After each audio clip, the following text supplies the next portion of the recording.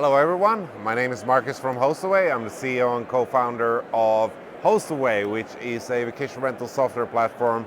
This year we are getting recognized as the market leader by raising $175 million.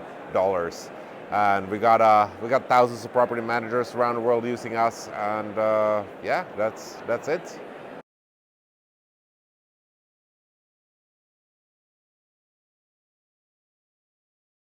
I wish the money was for us, but it's not really true. It's for our customers. One of our values is our customer success is our success, and this is what has enabled us to get here in the first place. We always talk to our customers, and we try to understand the underlying problems and solutions that we can come up with for their business.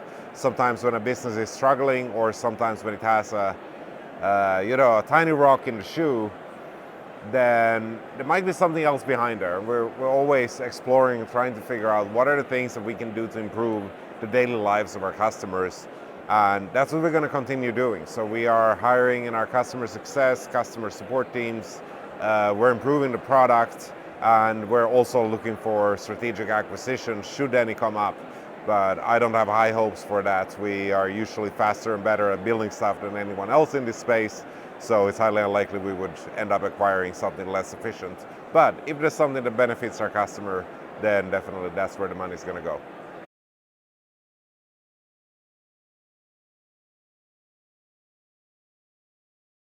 So it's been great here at VRMA. We have received a lot of feedback. A customer from Quebec I met last night, they want the website to be in French by default, which I think is a right of every Quebecer to have a website in French by default. We're going to give them exactly that. Now, in addition to that, I have seen and heard quite a lot of feedback around the industry. There was a founder of a property management system who told me yesterday that they sold it because they realized that in this space, if you don't have over 100 million, it's going to be very hard to sell and market a product like this. And building it in itself is already hard enough. And that made me realize that there's quite a big shift going on in the market right now. At the same time, we seem to be getting a lot more customers than anyone else. I don't know why that is. Maybe our marketing and sales teams are efficient, or maybe it's just that we give great support and we have better reviews than anyone, and we have a good product. Maybe that's why.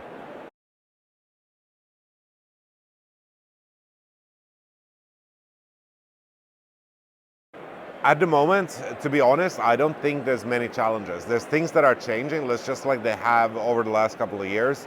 Right now, obviously, the number one is increasing interest rates, which will mean that some people who invested in real estate, especially for short-term rentals, over the last couple of years, might not have enough money and might have to sell their property, or might choose to sell their property, which is again a great opportunity for those who have more experience in the field to take over.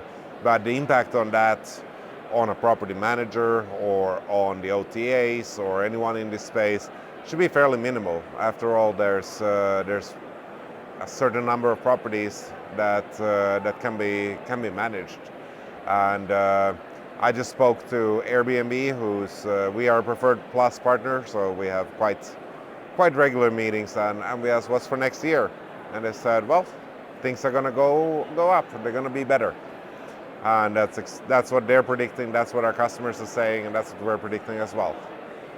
And what are your key takeaways from the VRMA this year? I think there's a bit of a hangover in the industry from all the financing, from all the debt financing that a lot of the companies have taken on. It's of course not unique to our industry, it's tech in general.